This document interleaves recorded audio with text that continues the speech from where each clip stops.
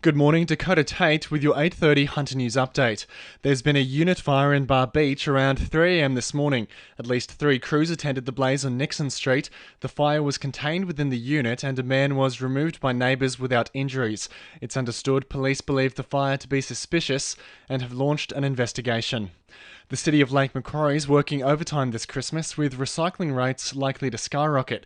While red bin usage usually drops, it's expected residents will have almost 3 jumbo jets worth of extra staff to put in the yellow bin. Council's community recycling centre at a Awabba waste management facility will be open every day except Christmas to help take some of that off our hands.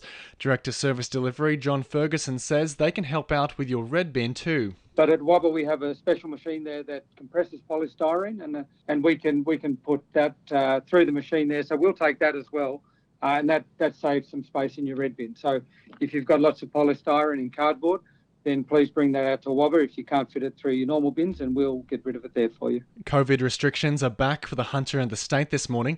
Masks are now required in indoor settings unless you're eating or drinking. QR codes and 2 square metre rules will also be enforced from the 27th of December. It's a response to skyrocketing case numbers. Hunter New England recorded almost 1,000 just yesterday.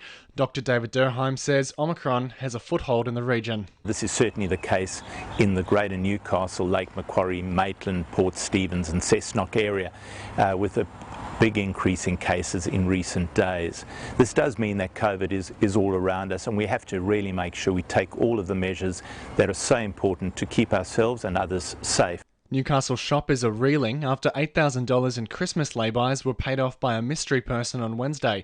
Staff at Big W in Newcastle West say the person wanted to pay it forward, the one condition being their identity had to be kept secret. Customers were brought to tears when they found out.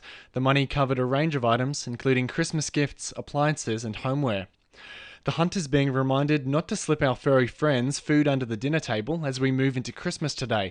Experts say it's best to stick to pet food and especially avoid salty and processed foods like ham or dangerous foods like cooked bones, chocolate and onions.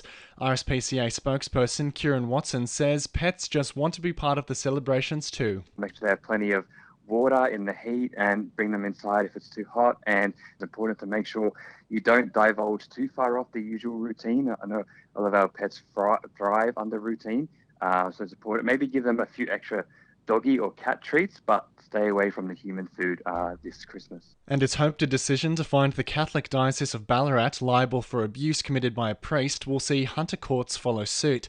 Both the Ballarat Diocese and Maitland Newcastle were described by a royal commission as major centres of child abuse.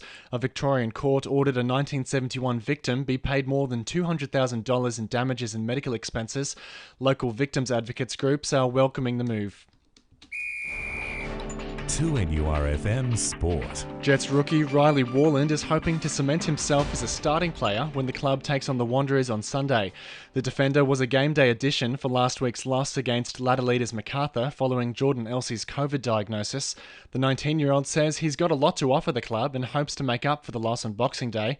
Meanwhile, Jets women's young gun Kirsty Fenton is expected to make her return to the field on Monday when the club takes on the Mariners. The crew of Hunter Sydney to Hobart yacht Mako say they're still expecting to cross the starting line on Sunday despite the state's recent COVID outbreak. After already losing one crewmate this year due to COVID, the team believes the build-up to this year's race has only made them more determined to put in a good performance. And former Knights fan favourite Nathan Ross says he's looking forward to getting back in the ring after losing to Justin Hodges in his debut boxing match. The 33-year-old says he's still proud of his performance and believes his next fight will have a much different result. And the winning numbers in the Powerball are 3, 10, 13, 16, 20, 29 and 33. And the Powerball is 19. And now you're up to date with the latest 2NURFM Hunter News.